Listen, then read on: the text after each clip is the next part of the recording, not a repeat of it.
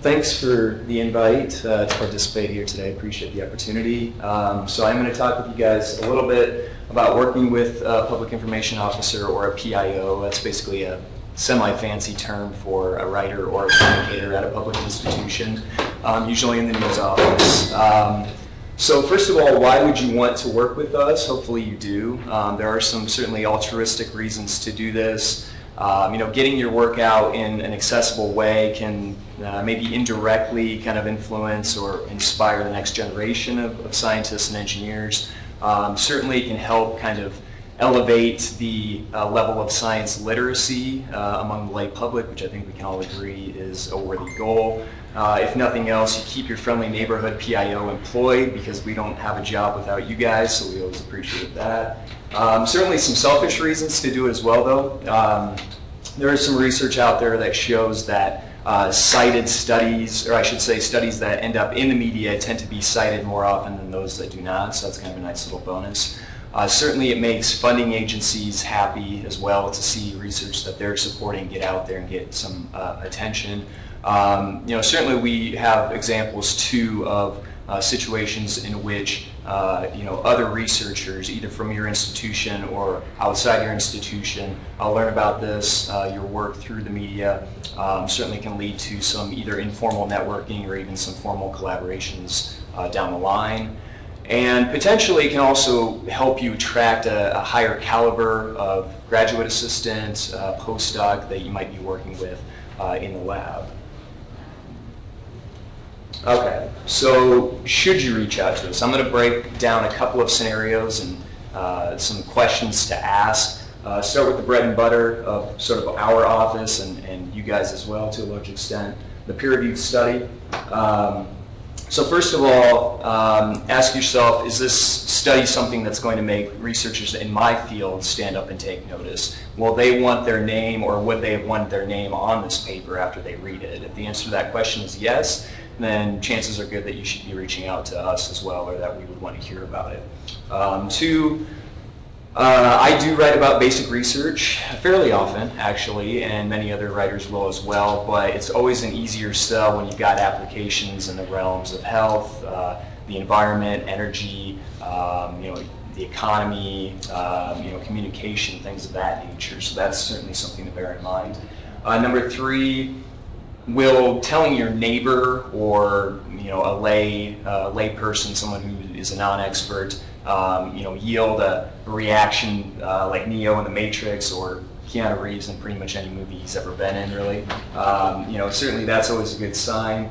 Number four, does it tie into a subject that's either currently in the news or seems like it's entering the news cycle? Piggybacking on news is one of the best and in some cases easiest ways to draw attention to your research. So if you can say yes to that, certainly that's also a good sign. And finally, if you're not sure about the answer to any of these questions, but you think that one of them might yield a yes, then go ahead and get in touch. We'd much rather know about these things than not, so when in doubt, just go ahead and reach out. Certainly grants are another big part of both of our worlds. So certainly some of the same questions apply in this domain as well. A couple of other considerations. Obviously, federal grants are more likely to get traction with us and outside of our campus. So certainly NSF, NIH, you guys know all the kind of heavy hitters on that front.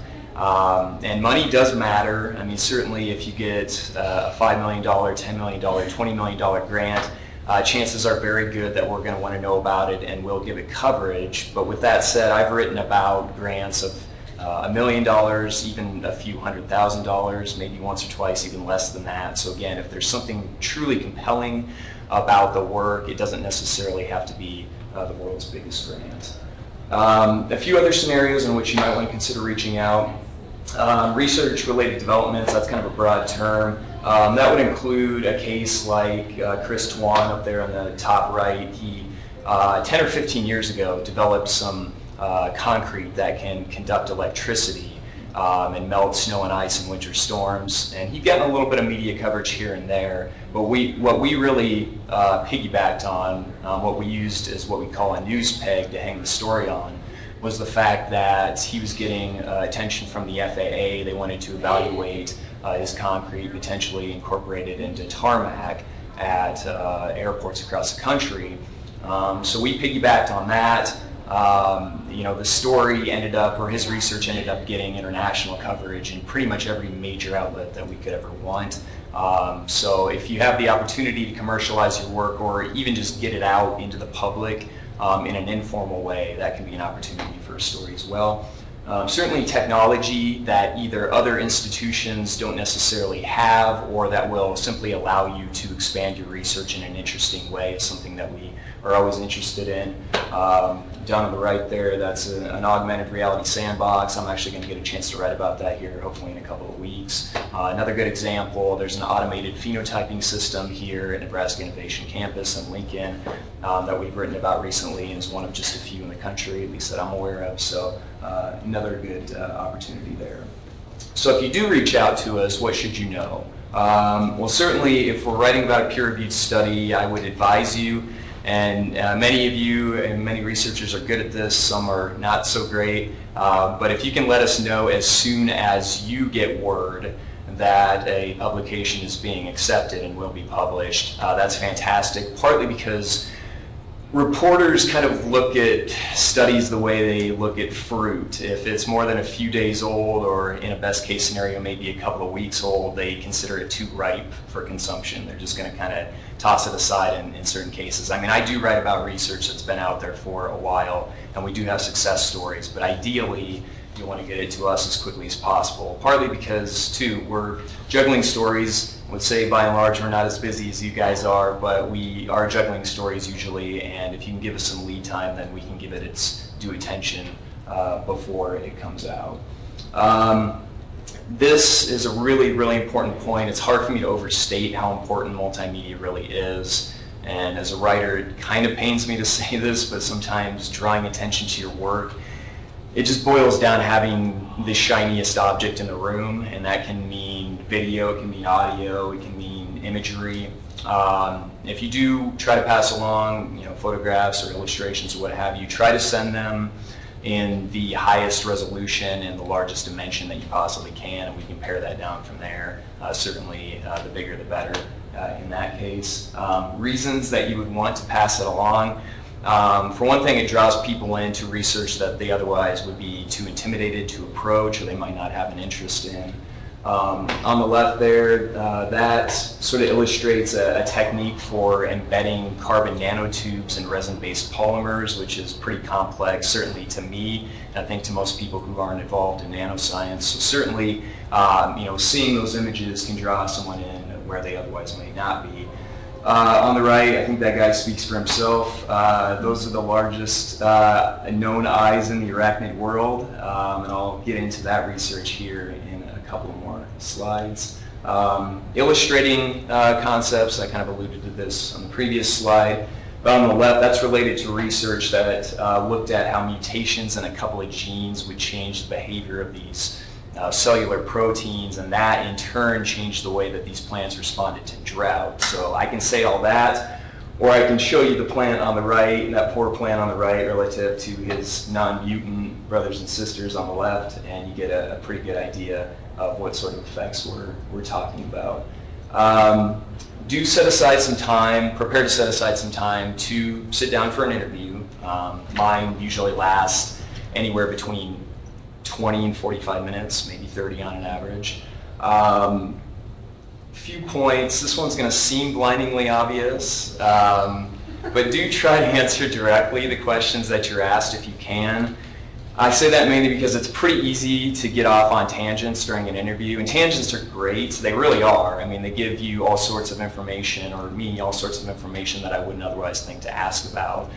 But they can also sap valuable time from an interview, and they can sort of distract both sides from really hitting on critical points that are important to telling the story.